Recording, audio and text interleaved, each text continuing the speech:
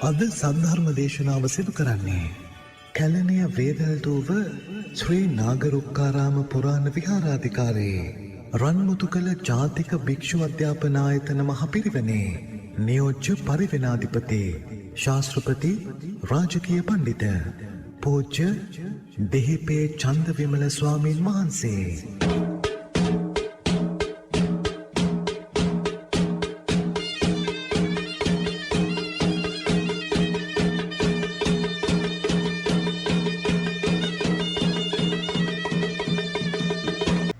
උතුම් බුදු ගුණ සිත දරාගෙන සදා බුදු හිමි සරණ යන්නෙමි.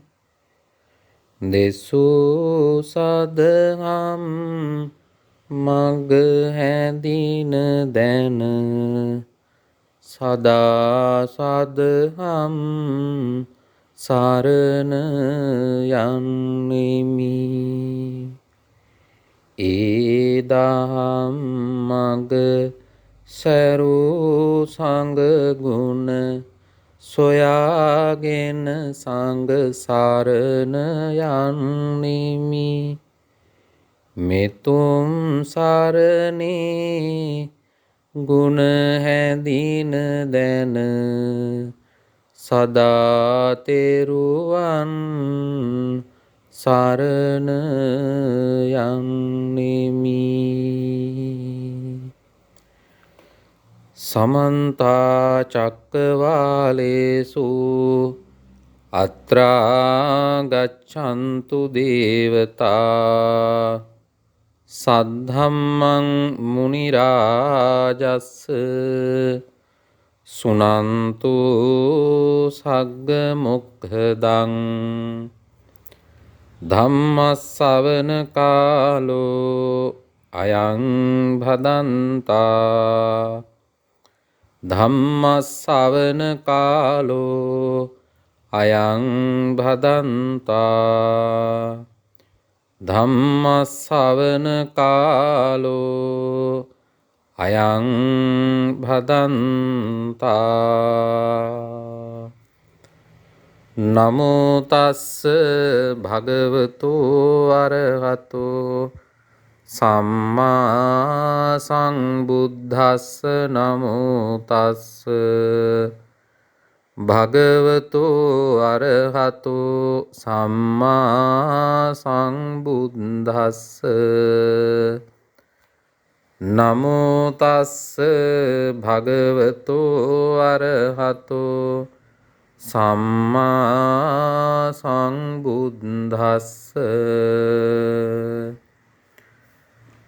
ධම්මෝ හවේ රක්ඛති ධම්මචාරී ධම්මෝ සුචින්නෝ සුඛමාවහාති. ඒසානි සංසෝ ධම්මේ සුචින්නේ නදුග්ගතින් ගච්ඡති ධම්මචාරීති.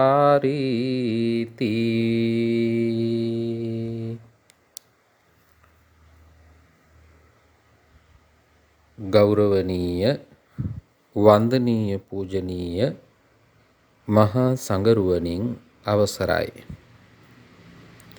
සදහවත් වාසනාවන්ත කාරුණික පින්වත්නි, ඉරිදා දවසේ VFM ගුවන්විදුලිය ඔස්සේ සද්ධර්ම දේශනාව ශ්‍රවණය කරන්නටයි සූදානම් වෙන්නේ.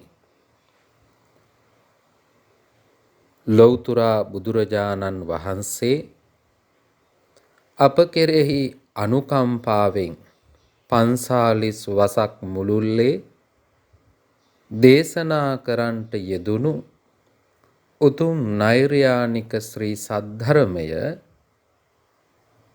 අපගේ ජීවිතවලට මෙලොව වශයෙන් යහපත උදා කරනවා.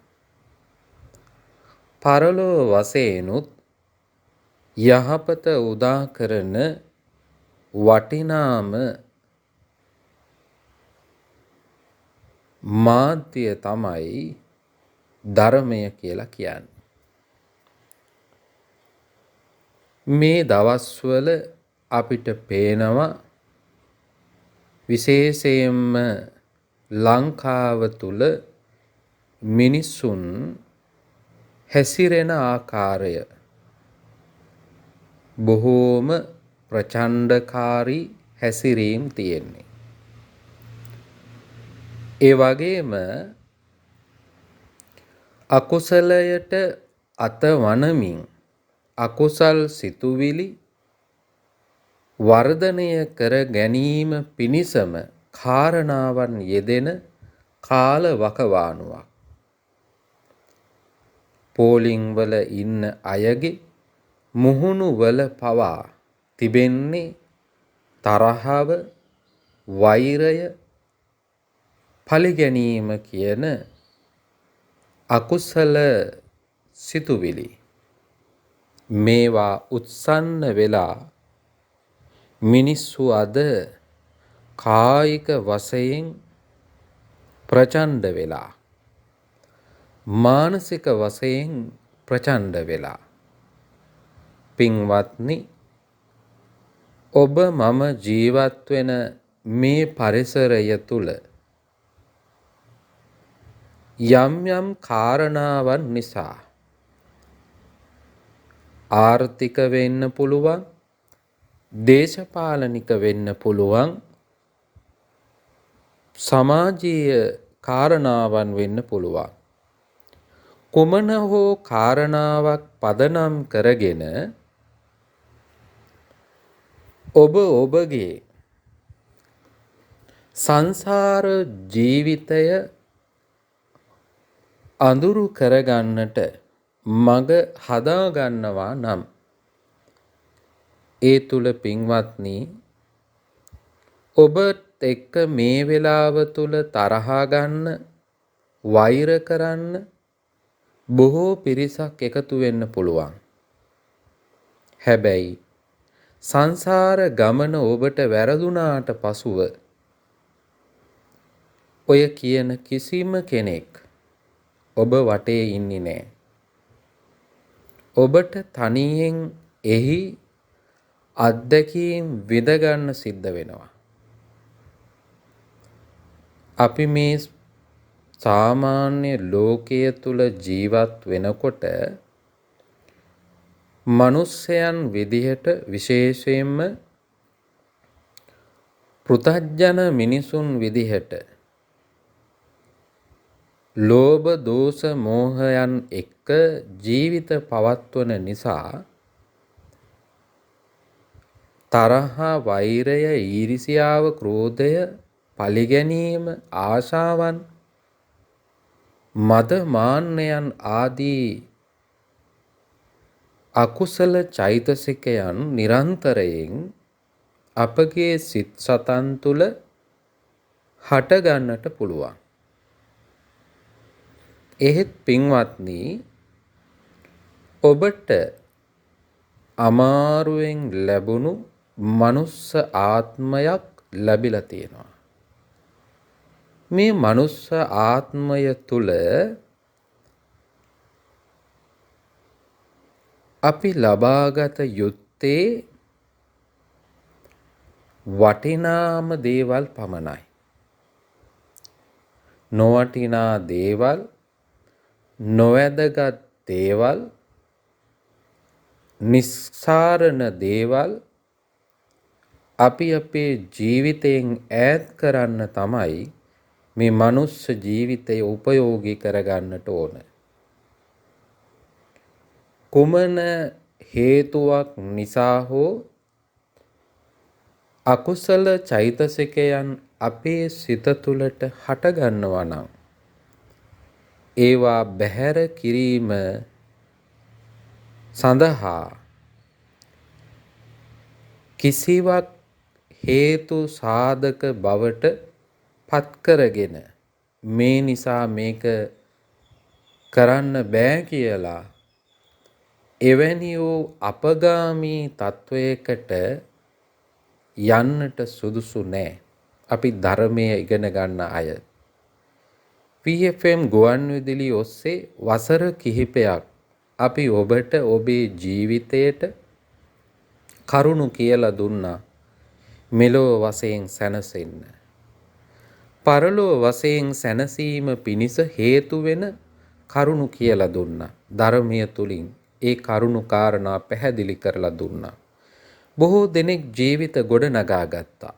තමන්ට තමන්ගේම දුර්වලකම් හඳුනා ගන්න මේ දේශනා මාලාව උපකාර වුණ බව අපට සිහිපත් කළා.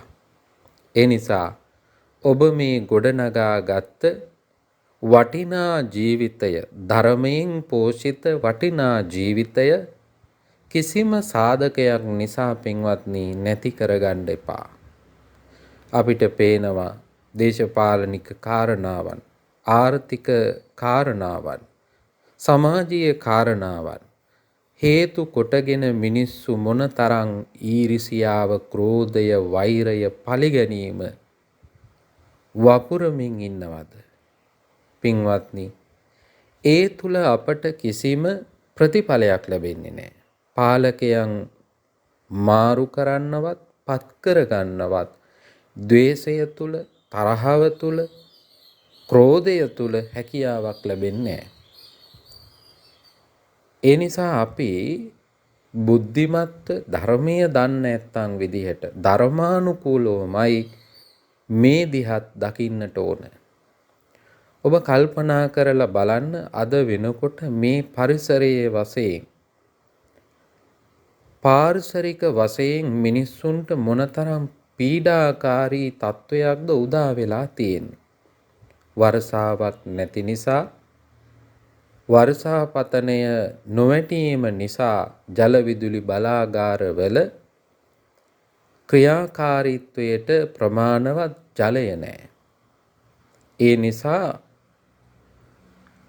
විදුලිය කප්පාදුව එක පැත්තකින් සිද්ධ වෙනවා ජල විදුලි බලාගාර වලින් උත්පාදනය වෙන විදුලි ධාරිතාවයේ මදිකම නිසා. ඒ වගේම තමයි අපි හිතමු ලයිට් කැපුවත්, කරන්ට් කැපුවත් අපිට සෞම්‍ය දේශගුණික තත්වයක් තියෙනවා නම් යම් යම් කාරණාවන් අතපසු වුණත් අපට ශාරීරික වශයෙන් පීඩාකාරී නොවි ජීවිත පවත්වන්න පුළුවන්කම තියෙනවා. නමුත් ඒකත් දැන් අපට අහිමි වෙලා තියෙනවා. මහා ග්‍රීෂ්ම කාලයක් උදා වෙලා ඉන්න හිටින්න බැරි වෙන විදිහට පරිසරය නිර්මාණය වෙලා එක පැත්තකින් ඉන්ධන පෝලිම් වල මිනිස්සු ලත වෙනවා ඉන්ධන නැතිකම නිසා. මේ සබහා සම්පතේ අඩුකම නිසා. ඒවාට බලපවත්වන කාරණා දේශපාලනික වෙන්න පුළුවන්. ඒ තුලත් පින්වත්නි ක්‍රියාත්මක වෙන්නේ නම් මිනිසුන්ගේ ක්‍රියාකාරීත්වයයි. අයහපත් වූ ක්‍රියාකාරීත්වයේ ප්‍රතිඵලයක් තමයි අපට ඉන්ධන හිගය බවට පත් වෙලා පේන්නේ. කාලයක් තිස්සේ මිනිස්සුන්ගේ අයහපත් සිතුවිලි නිසා තමයි එවැනි වූ තත්වයන් වලට අදපත් වෙන්නට සිද්ධ වෙලා තියෙන්නේ. අපි හිතමු වංචා කළා කියලා, දූෂණය කළා කියලා, හොරකම් කළා කියලා. එයත් පින්වත්නි මිනිසුන්ගේ ක්‍රියාකාරීත්වය මත සිද්ධ වෙන දෙයක්. මිනිසුන්ගේ සිතුවිලි මත ක්‍රියාත්මක වෙන දෙයක්. ඒ තුල ප්‍රතිඵලය මේ වර්තමානයේ පුංචි දරුවගේ ඉඳලා වැඩිහිටියා දක්වා, කුරා කූඹියා දක්වා එහි ප්‍රතිඵලය විඳිමින් සිටිනවා. ඒ නිසා මේ ප්‍රතිඵලය විඳින අපි කල්පනා කරන්න ඕන ධර්මය තුලින් මෙය වෙනස් කරගන්න. කලහකාරී ලෙසවත් එහෙම නැත්නම් ප්‍රකෝපකාරී ලෙසවත් නෙවෙයි. අපිට පේනවා අද වෙනකොට මිනිස්සුන්ට අඬගහන්නේ ප්‍රකෝපකාරී ක්‍රියාවන් සඳහා. බුද්ධිමතුන් විදිහට ධර්මය දන්න නැත්තන් විදිහට ඕනෑම කාරණාවක් බුද්ධිමත්ව විමසා ධර්මයට අනුගතව ක්‍රියා කරන්න තමයි උත්සාහවන්ත වෙන්න ඕන. ඒ නිසා මේ ගත වෙන හැම තප්පරයකම මනුෂ්‍ය වර්ගයාගේ ජීවිතවල අයහපත පිණිස පවතින යම් ක්‍රියාවක් පවතිනවද ඒ ක්‍රියාවන් වලට දායක නොවී ඒවාට සහයෝගය නොදී කටයුතු කරන්න අපි ධර්මය තුලින් උත්සාහවන්ත වෙන්න ඕන.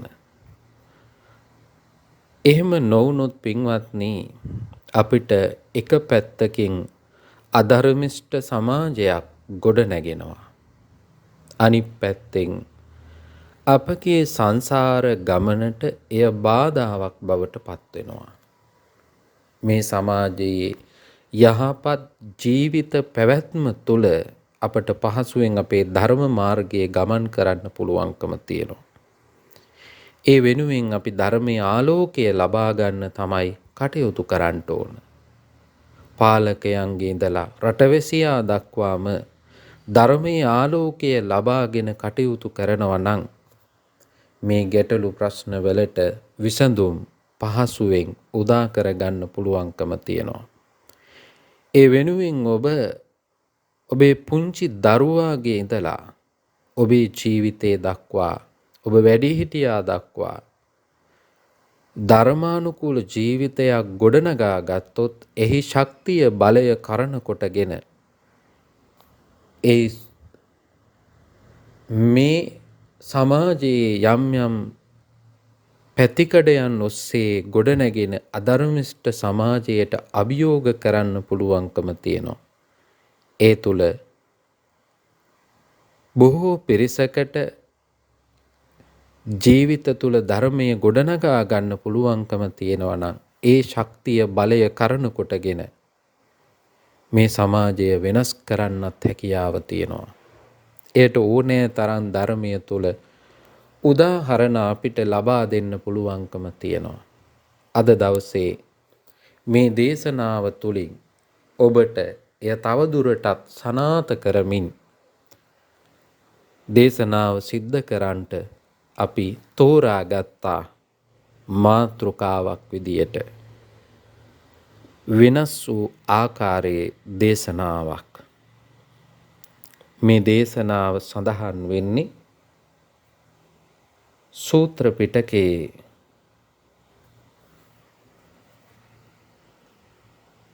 කුද්දක නිකායේ පොත් 15ක් තියෙනවා. ඒ පොත් 15න්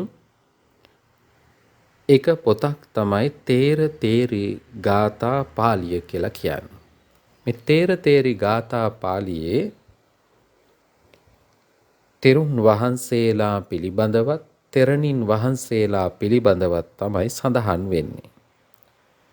අද මම ඔබට මාතෘකා කළ ගාථාවේ මුල් පද පේලි දෙක හෝ පද පේලිය ඔබට ඊටාම හුරු පුරුදු නිතර ඇහෙන වචන කීපයක් තමයි සඳහන් වෙන්නේ. හැබැයි ඔබ මේ අන්තර්ගතය ඒ වගේම මෙය කොතනකද තියෙන්නේ කියන වග නොදන්නවා වෙන්න පුළුවන්. ඒ නිසා මේ ටික ඔබට ප්‍රයෝජනවත් වේවි. එය පිළිබඳව දැන ගැනීම පිණිස. මේ දේශනාව එහෙම නැත්නම් මේ තේර ගාථාවේ සඳහන් වෙන ධම්මිකෝ තේර ගාථාවේ තමයි මේ සඳහන් වෙන්නේ. ධම්මෝ හවේ රක්කති ධම්මචාරී. මේ ප්‍රකාශය නම් බොහෝම ජනප්‍රියයි. ඒ ජනප්‍රිය ප්‍රකාශය අපි දන්නවා ශ්‍රී ලංකා පොලිසියේ තේමා පාඨය බවට පත් වෙලා තියෙනවා. මේ ගාථාව තුල තවත් පදපේලි 3ක් තියෙනවා. ධම්මෝ සුචින්නෝ සුකමාව හාති. ඒසානි සංසෝ ධම්මේ සුචින්නෝ න දුග්ගතින් ගච්ඡති ධම්මචාරී. ඔන්න සම්පූර්ණ ගාථාව. මෙතෙක් ඔබ දන්නේ ගාථාවේ පළවෙනි පේලිය වෙන්න පුළුවන්. අද ඔබ ඉගෙන ගන්නවා ඒ ගාථාවේ පද පේලි 4ක් තියෙනවා. ඒ පද පේලි 4 විතරක් නෙවෙයි තවත් ගාථා කිහිපයක් එක්ක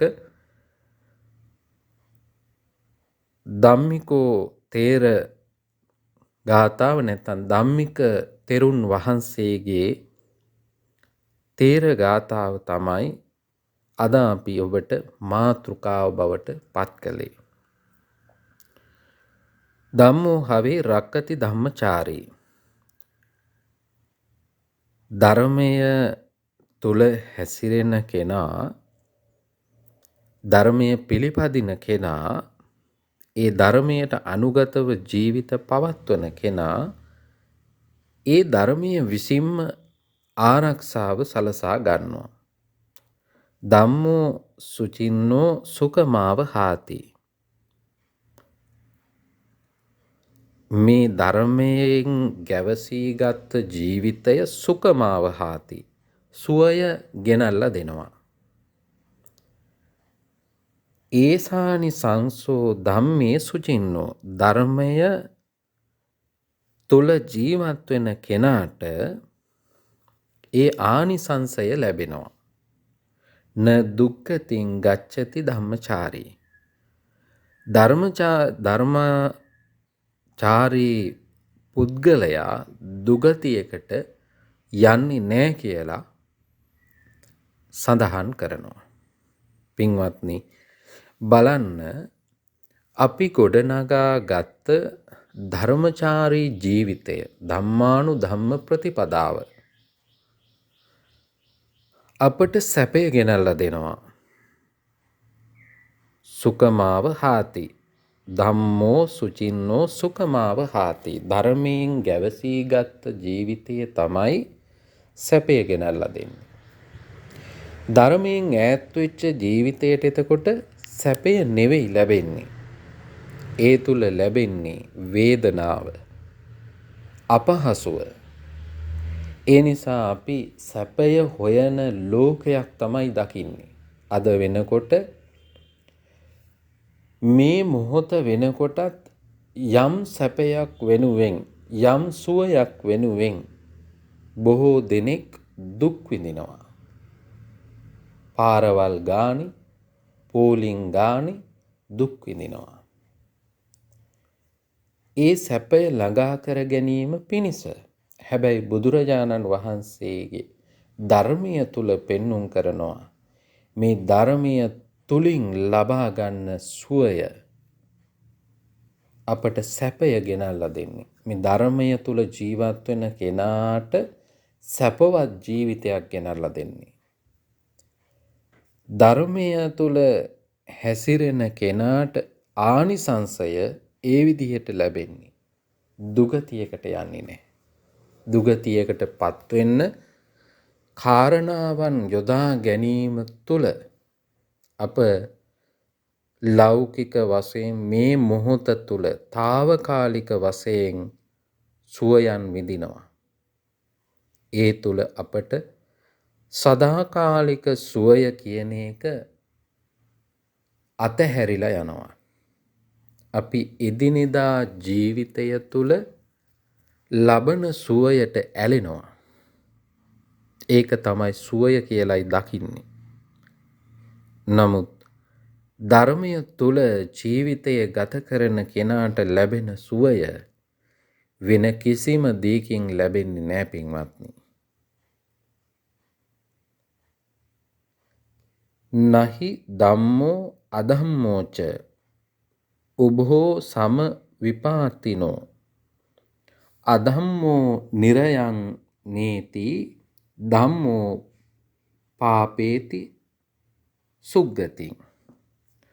ධර්මය අධර්මය කියලා දෙකක් තියෙනවා ලෝකේ. ධර්මය රජ කරනකොට අධර්මය යටපත් වෙනවා. ධර්මිෂ්ඨ සමාජය තුළ අධර්මිෂ්ඨ සමාජයට ඉඩක් නොලැබෙනවා. ඒකට පින්වත්නි නිකම්ම සිද්ධ වෙන්නේ නැහැ. දැන් බුදුරජාණන් වහන්සේගේ දේශනාවන් තුල සඳහන් වෙනවා මේ ධාර්මිෂ්ඨ භාවය කියන එක සමාජයක ඉහළ ඉඳලා පහළ ස්තරය දක්වාම පවතින්නට ඕන. ඉහළ ස්තරය කියලා කිව්වේ පාලන තන්ත්‍රය තුල. ඒ පාලන තන්ත්‍රය තුල පවතින ධාර්මිෂ්ඨ භාවය රටවැසියා දක්වා ගලාගෙන යන ස්වභාවයක් තියෙනවා. ඔබට මතක ඇති දේවානම් පියතිස්ස මහරජතුමාට මිහිඳු මහරහතන් වහන්සේ මේ නිර්මල ශ්‍රී සද්ධර්මය ලබා දුන්නා. මිස්සක පව්වේ අම්බස් තලාවේදී මුණ ගැහිලා. දේවානම් පියතිස්ස මහරජතුමා එය රටවැසියා දක්වාම ප්‍රචාරය කළා. අරගෙන ගියා. ඒ තුල තමයි අද දක්වා අපිට පවතින මේ නිර්මල ශ්‍රී සද්ධර්මය මේ භූමිය තුල ජීවමානව පවතින්නේ. එය ගලාගෙන යෑම සිද්ධ වීමත් එක්ක ඒ තුල ජීවිත පවත්වපු නිසා. ඒ නිසා ලෝකයේ ඇතැම් කාල තියෙනවා ධර්මය පවතින කාල. ඇතැම් කාල තිබෙනවා ධර්මය නොපවතින අධර්මය පවතින කාල. ඒ අධර්මය පවතින කාලය තුල ධර්මය පවතින කාලය තුල පවතින තත්වයම නෙවෙයි පවතින්නේ.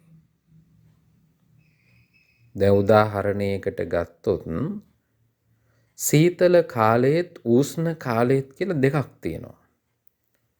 සීතල කාලයේ තියෙන ස්වභාවය නෙවෙයි උණුසුම් කාලය තුල තියෙන්නේ. ඒ වගේ ධර්මය තුල ධාර්මිෂ්ඨ සමාජය තුල තියෙන ආනිසංසය අධර්මිෂ්ඨ සමාජය තුල අපිට දකින්න ලැබෙන්නේ නැහැ. අධර්මිෂ්ඨ සමාජය තුල තියෙන්නේ ආදීනවය. ඒ අධර්මිෂ්ඨය කරන කොටගෙන ඇතිවෙන ආදීනවය තමයි අපිට දකින්න ලැබෙන්නේ.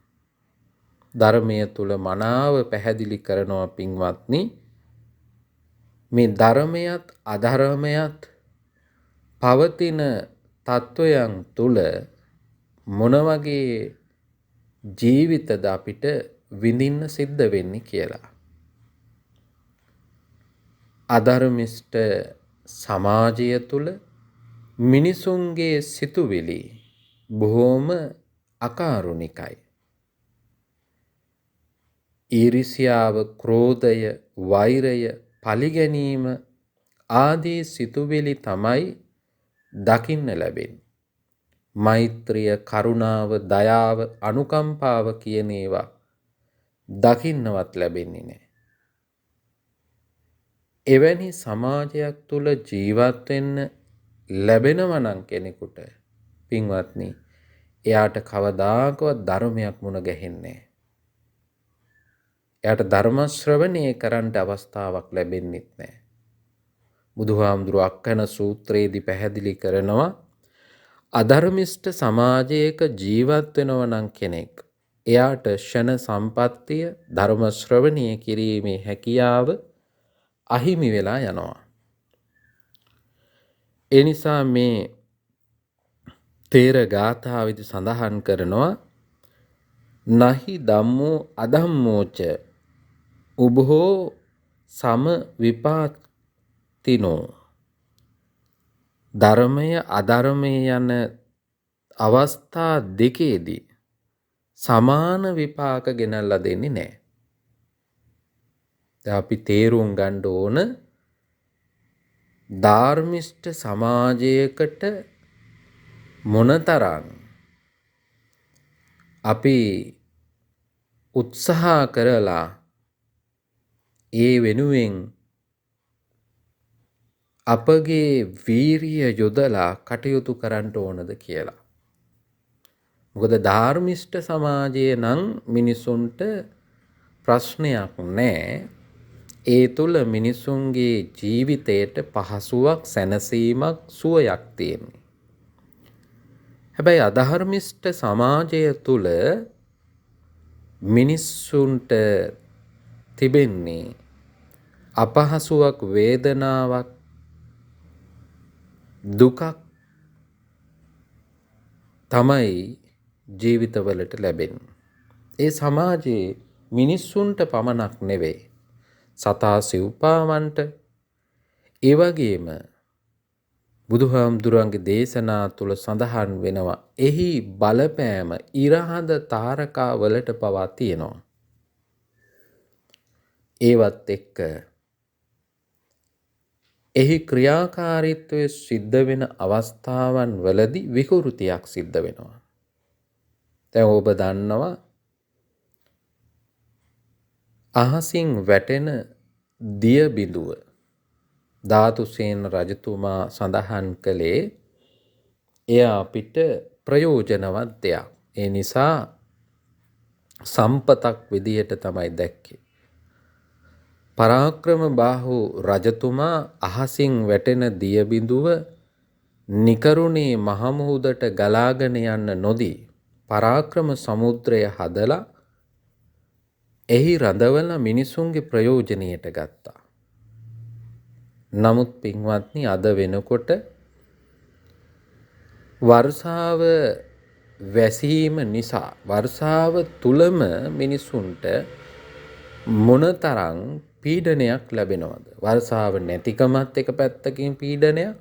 වර්ෂාව ලැබුණොත් ඒ ලැබීම අපි හිතමු දවස් දෙකක් සිද්ධ වුණොත් එහෙම ඒකත් මිනිසුන්ට සම්පතක් නෙවෙයි විපතක් බවට පත් වෙනවා. දැන් ඉස්සර නම් මිනිස්සු වර්ෂාව වහිනකම් බලාගෙන හිටිය තමන්ගේ ගොවිතැන් ආදී කටයුතු සිද්ධ කරන්න. ඉස්සරත් දවස් ගණන්, සති ගණන් වැස්සා. හැබැයි වර්තමානීය වෙනකොට අපිට පේනවා වැස්ස නිසාම මිනිසුන්ගේ ජීවිතවලට පීඩාගෙන ලදිනවා. අතීතයේත් වර්ෂාව මිනිසුන්ට පීඩා කරයි තමයි. හැබැයි ඊට වඩා දෙගුණ තෙගුණ වෙලා වර්තමානීය වෙනකොට ලෝකයාටම අහසින් වැටෙන දියබිඳ සම්පතක් බවට පත් වෙනවට වඩා විපතක් බවට පත් වෙලා තියෙනවා. බලන්න, සබහා දහමටත් මේ අධර්මිෂ්ඨ භවයේ ප්‍රතිඵලය ගලාගෙන යන විදිය. තවදුරටත් ධර්මීය තුල පැහැදිලි කරනවා එසේ වර්ෂාවෙන් සූර්යා ලෝකයෙන් ඵල දරන අවස්ථාවන් වල ඒ ඵල ආහාරයට ගැනීම තුල මිනිසුන්ගේ මානසික විකෘතිතාවයන් පවා උත්සන්න වෙන්න හේතු වෙනවා කියලා සඳහන් වෙනවා. බලන්න, ධර්මයේ අධර්මයේ විපාකය කියලා කියන්නේ දෙවිදියක්. ඒක හරියට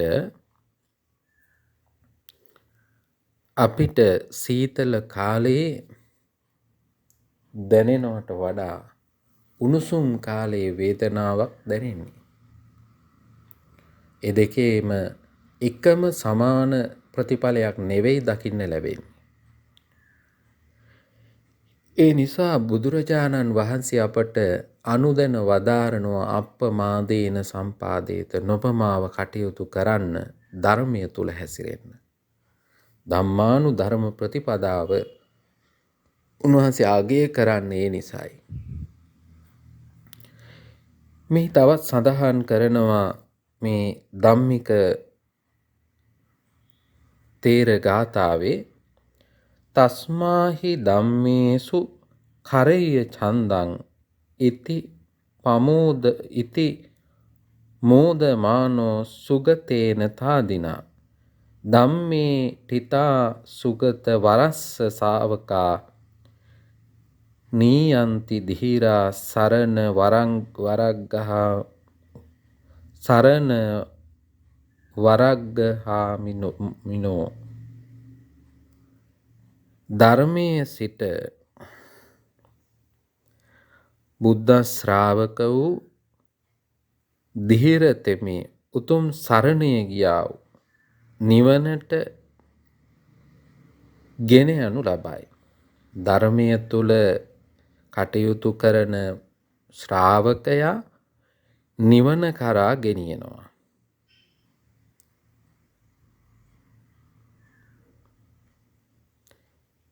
තාදි ගුණති සුගතයන් වහන්සේ හේතු කොටගෙන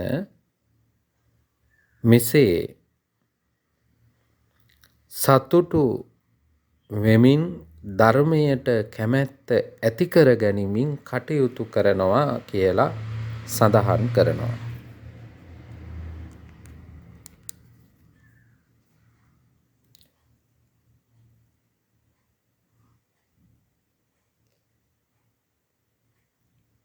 විපෝටිතෝ ගණ්ඨ මූලෝ තණ්හා ජාලෝ සමූහතෝ සෝකේන සංසාරෝ න වත්ති කිංචනං චන්தோ යතා දෝසිතා පුන්න මාසියාති. පංචස්කන්ධ සංඛ්‍යාත ගණ්ඨයන්ගේ මූලය නසා දමන ලද තෘෂ්ණා ජාල මුලින් උපුටා දමන ලද ඒ මම ගෙවන ලද සසර ගමන මට රාගාදී කිසිවක් නැත. කවුද මේ කියන්නේ? ධම්මික තෙරුන් වහන්සේ. උන්වහන්සේ තුල ඇතිවෙච්ච අවබෝධය කෙලෙස් ප්‍රහීන වීමේ ස්වභාවය තමයි තමන් වහන්සේම මේ කරුණු කාරණා කියමින් සඳහන් කරන්නේ. ධම්මික තෙරුන් වහන්සේගේ කතා වස්තුව තුල එතෙන්දී උන්වහන්සේ සඳහන් කරනවා මේ පංචස්කන්ධය නැමැති ඝණ්ඨයන් ගැට මුලින් නසන ලද උන්වහන්සේ රහත් භාවයට පත් වෙනකොට මේ පංචස්කන්ධයේ නැමැති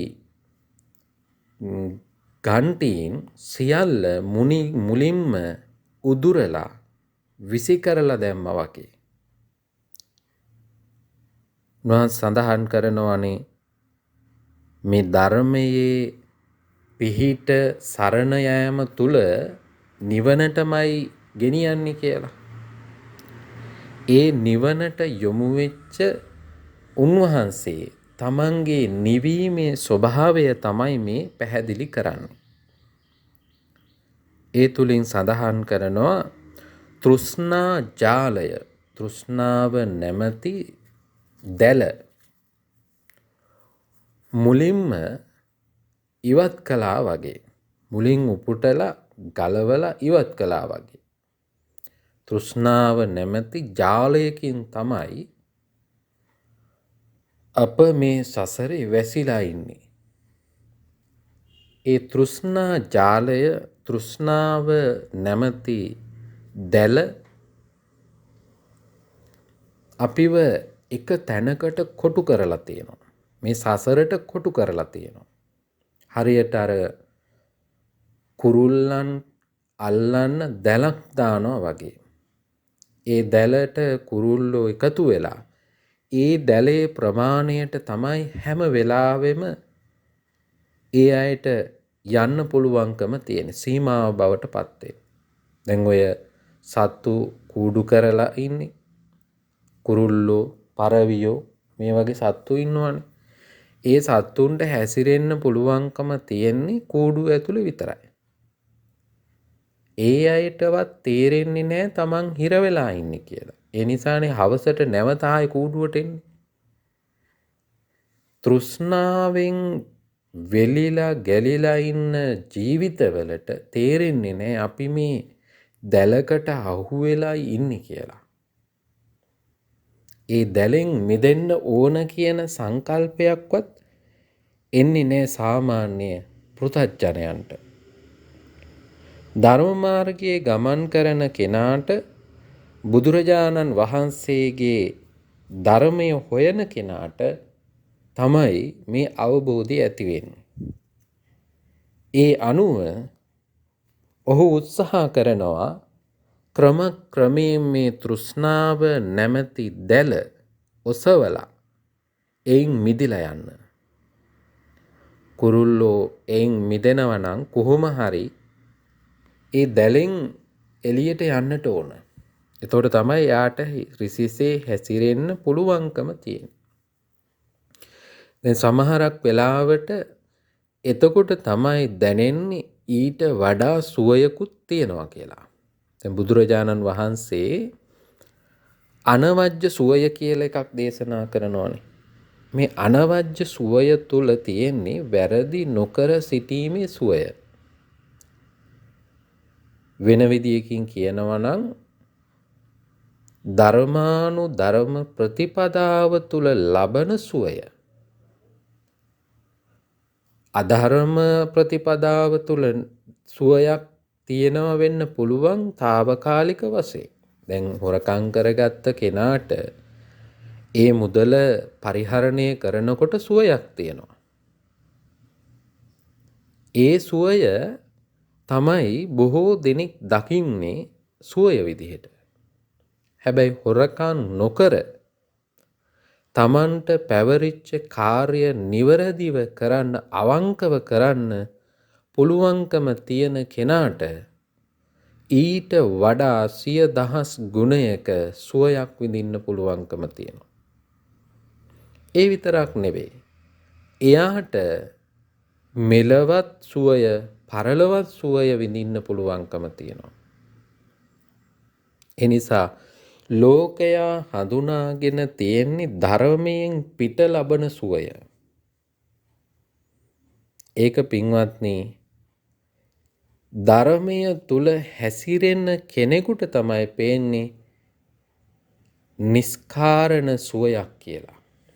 ඒ ධර්මයෙන් පිට ලබන සුවය නිස්කාරණ සුවයක් කියලා වැරදි සුවයක් කියලා අවබෝධ වෙන්නේ ධර්මය තුල හැසිරෙන කෙනාටමයි. අර දැලෙන් එළියට ගිය කුරුල්ලට තමයි තේරෙන්නේ නිදහස් වෙලා ලබන සුවයක් තියෙනවා කියලා. නැත්තම් එයා උත්සාහ කරනවා ඒ ඇතුළෙම කන්නත් ලැබෙනවා, බොන්නත් ලැබෙනවා, සමහර වෙලාවට අනිකුත් බේතේත් ලැබෙනවා, ඔක්කොම ලැබෙනවා. එතකොට එයා හවසට ගිහිල්ලා තායි නැවතේ කූඩුවට එනවා. ඇයි ඒකට ඇලිලා බැඳිලා ගැටිලා ඉන්නේ. ඒ නිදහස් වෙන්න කියලාවත් අදහසක් නැහැ. කොහොම හරි මෙතනින් නිදහස් වුණ කෙනාට තියෙනවා අර ඇතුලේ ලබන සුවයට වඩා මහා සුවයක්. අන්න ඒ සුවය තමයි මේ ධම්මික තෙරුන් වහන්සේ උදා කරගත්තේ. උන්වහන්සේ තමන්ගේ ඒ අවබෝධය, ඒ වැටහීම තමයි මේ සඳහන් කරන්නේ. තෘෂ්ණාව නැමැති ජාලය මුලින් උපුටලා දැම්මා වගේ. මුලින් උපුටලා දැම්මට පස්සේ ආයේ එතන තියෙන්නේ නැහැ. දැන් අපි සමහරක් වෙලාවට පැල ගලවනවා. පැල ගලවනකොට ඒ පැලය කැඩුනොත් එහෙම මුල තියෙනවා. මුල තිබුණොත් නැවත දළුලානවා. මුලින්ම උදුරලා ඉවත් කරපුවාම එතන නැවත ජීවයක් ශක්තියක් ලැබෙන්නේ නැහැ හට ගැනීම. ඒ වගේ තමයි ධම්මික තෙරුන් වහන්සේ සඳහන් කරනවා තමන් වහන්සේගේ මිදීම මේ තෘෂ්ණාව නැමැති ජාලය මුලින් උපුටලා දැම්මා වගේ. ඒ මම ගෙවන ලද සසර ඇත්තෙමි. ඒකෙන් කියන්නේ මේ සසර ගමන ගෙවලා ඉවරයි කියලා. මුලින් උපුටලා දානවා. වහන්සේ උතුම් අරිහත් තත්වයට පත්වෙනවා කියලා කියන්නේ නැවත රාග දෝෂ මෝහ වලට ඉඩකඩක් හැදිලා නැහැ. ඒ සියල්ල මුලින් උපුටලා දාලා රාගක්කයෝ නිබ්බානං දෝසක්කයෝ නිබ්බානං මෝහක්කයෝ නිබ්බානං. රාග දෝෂ මෝහ දුරු වෙච්ච තැන තමයි නිර්වාණය තියෙන්නේ. එතනට පත්වෙච්ච මේ උත්තමයන් වහන්සේ තමන්ගේ සසර ගමන දැන් නිමයි කියලා අවබෝධ කරගෙන තියෙනවා. එයයි සඳහන් කරන්නේ. මේ රාග දෝෂ කිසිවක් තමන් වහන්සේ තුල නැහැ කියන අවබෝධය ඇති වෙනවා. දැන් බුදුරජාණන් වහන්සේ අනංගන සූත්‍රයේදී සඳහන් කරනවා ලෝකේ සමහරක් අය ඉන්නවලු තමන් තුළ කෙලෙස් නැහැ කියලා අවබෝධ කරගෙන ඉන්නවා. තමන් තුළ කෙලෙස් තියෙනවා. හැබැයි ඒක තියෙන බව අවබෝධ කරගෙන නැහැ. ඒ වෙනුවෙන් කිසිම වැඩපිළිවෙලක් යෙදිලත් නැහැ. එහෙම අයත් ඉන්නවා. සමහරක් අය ඉන්නවා තමා තුළ කෙලෙස් තියෙනවා. හැබැයි අයින් කරගන්න ඕන කියන හැඟීම ඇති කරගෙන තියෙනවා. සමහරක් අය ඉන්නවා තමා තුළ කෙලෙස් නැහැ. කෙලෙස් නැති බව අවබෝධ කරගෙන නැහැ. සමහරක් අය ඉන්නවා කෙලෙස් නැති බව අවබෝධ කරගෙන කටයුතු කරනවා. රහතන් වහන්සේලා අවබෝධ කරගන්නවා තමන් තුළ කෙලෙස් නැති බව. ඒ නිරාමිෂ ප්‍රීතියක් සුවයක් උන්වහන්සේලාට විඳින්න ඒ අවබෝධය හේතු වෙනවා. ධම්මික තෙරුන් වහන්සේ තමන් තුළ රාගාදී කිසියදු ක්ලේශයක් නොමැති බව මහා අභිමානයකින් මේ තේර ගාථාවේදී සඳහන් කරනවා. ඒක හරියට උපමාවකින් උන්වහන්සේ සඳහන් කරනවා දෝෂ රහිත පුන් සඳක් වගේ. දෝෂ කියලා කිව්වේ ඒ චන්ද්‍රයාගේ පූර්ණත්වයට පත්වීම කියලා කියන්නේ පුන් සඳ කියලා කියන්නේ කිසිදු අඩුපාඩුවක් නැහැ. අන්න ඒ වගේ තමයි පුන් සඳක් වගේ ආලෝකමත් ජීවිතයක් තමයි උදා කරගන්නේ රහතන් වහන්සේලා. ඒ ධම්මික තෙරුන් වහන්සේ තමන්ගේ ජීවිතය උපමාවකින් දකිනවා දෝෂ රහිත පුන් සඳක් වගේ. තමන්ගේ ජීවිතේ තමන්ම ඉදිරිපත් කරනවා. තමන් තුල ඇතිවෙච්ච ඒ නිරාමිස සුවය ඉදිරිපත් කරන අවස්ථාවක් තමයි මේ ධම්මික තේර ගාථාවෙන් සඳහන් වෙන්නේ. ඉතින් පින්වත්නි, මේ ධාර්මිෂ්ඨ භාවයේ ප්‍රතිඵලය අධාර්මිෂ්ඨ භාවයේ ප්‍රතිඵලය අපි හරියට අවබෝධ කරගෙන කටයුතු කරන්න ඕන. අද අපිට පේනවා මේ සමාජය තුල අධර්මිෂ්ඨ භාවයට ඉඩකඩ ලැබිලා තියෙනවා. අධර්මිෂ්ඨ භාවයට මුල් තැනක් ලැබිලා තියෙනවා. ප්‍රභූත්වයක් ලැබිලා තියෙනවා. පිළිගැනීමක් ලැබිලා තියෙනවා. ඒ තුල සත්වයා අධර්මිෂ්ඨ සමාජය කරා වේගයෙන් ගමන් කරනවා. ඒවාට එදිනෙදා ජීවිතය පවා අපි උදා කරගෙන තියෙනවා ඒ තත්වයට අතවැනීම සඳහා. දැන් කෙනෙකුට තරහ යනවා කියලා කියන්නේ ඒ තරහ යෑම හේතු කොටගෙන ද්වේෂයයි හටගන්නේ. ද්වේෂය කියලා කියන්නේ අකුසල් චෛතසිකයක්. ඒ තුල ඊර්ෂ්‍යාව, ක්‍රෝධය, වෛරය, පලිගැනීම මේවා උත්සන්න වෙන්න පුළුවන්. මෙහි ප්‍රතිඵලය මොකද්ද? මේ භූමිය තුල ධර්මය රකින්න පිරිස වැඩි වෙන්න තමයි භූමියේ ජීවත් වෙන සතාට සිව්පාවට ආරක්ෂාව ලැබෙන්නේ. ඒක ධර්මයේ තුලම පැහැදිලි කරනවා. දෙවියන්ගේ ආකර්ෂණය ලැබෙන්නේත් එතකොටයි. දෙවියෝ අපිව ආරක්ෂා කරනවා ධර්මය ආරක්ෂා කරන්න ඕන නිසා.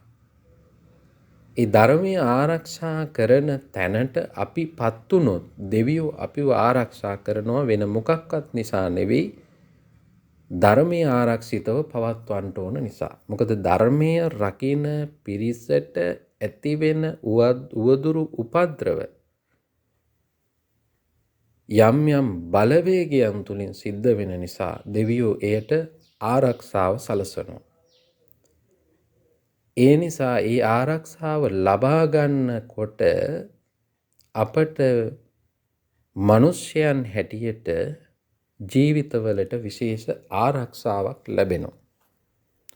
දැන් අපිට පේනවා මිනිස්යන්ගේ ජීවිතවලට අනාරක්ෂිත තත්වයක් නොයෙක් පැතිකඩයන් ඔස්සේ උදා වෙලා තියෙන්නේ. එක පැත්තකින් කලකෝලහල, යුද ගැටුම්, අනතුරු, ස්වභාවික විපත්, වසංගත මේ වගේ තත්වයන් එක්ක මිනිසුන්ගේ ජීවිතයට තර්ජන, බාධක, හිරිහැර ඇවිල්ලා තියෙනවා. එවැනි වූ සමාජයක තමයි අද අපි ජීවත් වෙන්නේ. එහෙමනම් අපි ධර්මීය තුලින් කල්පනා කරන්න ඕන මේකට උත්තරය විදිහට ධර්මානුධර්ම ප්‍රතිපදාව පමණයි ලබා දිය හැකිව පවතින්නේ. එනිසා ඔබ මම උත්සාහ කරන්න ඕන තව තවත් ධර්මානුධර්ම ප්‍රතිපදාව අනුගමනය කරන්න. ඒ විතරක් නෙවෙයි, ඒ ධර්මානුධර්ම ප්‍රතිපදාව අනුගමනය කරන පිරිස තව තවත් වර්ධනය කරන්න, ඒ වෙනුවෙන් සමාජය දැනුවත් කරන්න අපි කටයුතු කරන්න ඕන. එය තවදුරටත් ශක්තිමත් කරන්න මේ රටේ තීරණ තීන්දු අරගන්න උදවිය පවා එයට දායක කරගන්න පුළුවන්කම තියෙනවා නම් ඒ තුල පින්වත්නි අපට සැනසිලිදායක පරිසරයක් නිර්මාණය කරගන්න පුළුවන්කම තියෙනවා. අද මේ දේශනාව තුලින් අපි උත්සාහ කළේ අන්න ඒ පිළිබඳව ඔබට තේරුම් කරලා දෙන්න. ධම්මික තෙරුන් වහන්සේගේ ජීවන අත්දැකීම තුළ ධම්මික තේර ගාථාව තුළින් ඒ බව අපිට මනාව පසක් කරලා තියෙනවා. ඒ ගැන අද ඔබ ඉගෙන ගත්තා ධම්මික තේර ගාථාව. ඔබගේ ජීවිතයත් ධර්මානුධර්ම ප්‍රතිපදාව තුළ අනුගත කරගෙන ධර්මයේ ආලෝකයත් අධර්මයේ ආදීනවයත් තේරුම් අරගෙන කටයුතු කරන්න ඔබට මේ උතුම් දේශනාව උපකාර වේවා කියලා අපි ප්‍රාර්ථනා කරනවා. VFM ගුවන්විදුලිය ඔස්සේ අදත් ඔබ ධර්ම ශ්‍රවණය කළා. ධර්ම ශ්‍රවණය කරලා ජනිත කරගත්තා වූ උතුම් පුණ්‍ය ශක්තිය අපවත් ලෝකයත් සම්බුද්ධ ශාසනයත් ආරක්ෂා කරන සියලු දෙවියන්ට මේ පින් අනුමෝදන් කරමු. අනුමෝදන් වේවා. දෙවියෝ මේ පින් අනුමෝදන් වීම තුලින් අපට රටට ලෝකයට ආශිර්වාද කරත්වා. දෙවියෝ අපව රකිත්වා. දෙවියන් මේ පින් හේතු කොටගෙන නිවනින් සැනසෙත්වා කියලා ප්‍රාර්ථනා කරමු. මියගිය හැමටත් මේ පින් හේතු වේවා. ඔබ අප නමින් මියගිය රට නමින් ජාතිය නමින් මිය පරලෝ යන්ට යෙදුන සියලු දෙනාටම මේ පින් හේතු වේවා. ඒ ඇත්තෝද නිවනින් සැනසෙත්වා කියලා ප්‍රාර්ථනා කරමු. ධර්ම ශ්‍රවණය කළ ඔබටත් ධර්ම ශ්‍රවණය කරන්ට අවස්ථාව සැලසූ VFM කාර්ය මණ්ඩලයේ සියලු දෙනාටමත් ලක්වැසි ලෝවැසි සියලු දෙනාටමත් උතුම් තුනුරුවනේ ආශිර්වාදයත් ධර්ම ශ්‍රවණානිසංස බලයත් හේතු කොටගෙන මෙලව සැනසීම, පරලොව සැනසීම, දෙලව සැනසීම, කෙලවර උතුම් නිවන් සැනසීමම ලැබේවා කියලා ප්‍රාර්ථනා කරනවා. ආකාසට්ඨා ච බුම්මට්ඨා දේවා නාග මහිද්దికා පුඤ්ඤන්තං අනුමෝදිත්වා චිරං රක්ඛන්තු ලෝක සාසනං චිරං රක්ඛන්තු දේශනං චිරං රක්ඛන්තු තං සදා. අදත් අපි අපගේ දෙමව්පියන්ට මේ පින් අනුමෝදන් කරමු. අනුමෝදන් වේවා.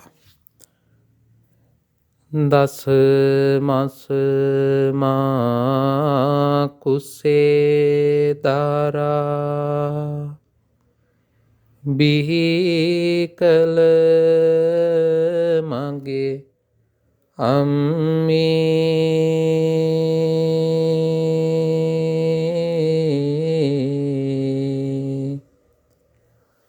ගතේ රුධිර කිරට පෙරා පෙව්ව මගේ අම්මේ ආදරයේ සදාතනික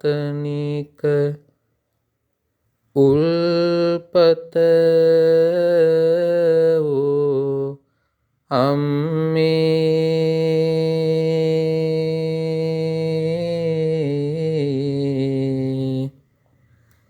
මේ පින්ගෙන කෙලෙස් නිවා සැනසේවා අම්මේ.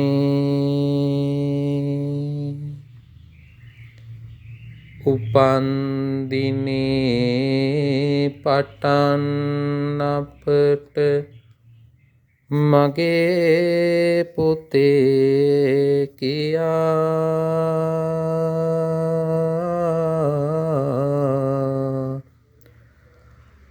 ආදරයෙන් කරුණාවෙන් මට ඇමතු පියා සිහි කරනවා පපුවේ තියෙන උතුම් ගුණය දයා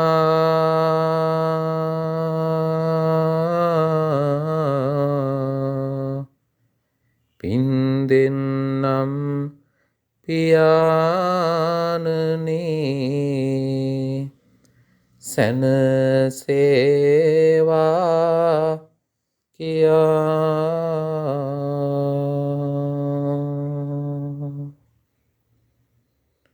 දුකින් පෙළෙන සත් දුකින් බිඳෙත්වා බියෙන් පෙළෙන සත් බිය නැතිවෙත්වා සොවින් තැවෙන සත් සොම්නස් වෙත්වා නිතින් මේ හැම සත් සුවපත් වෙත්වා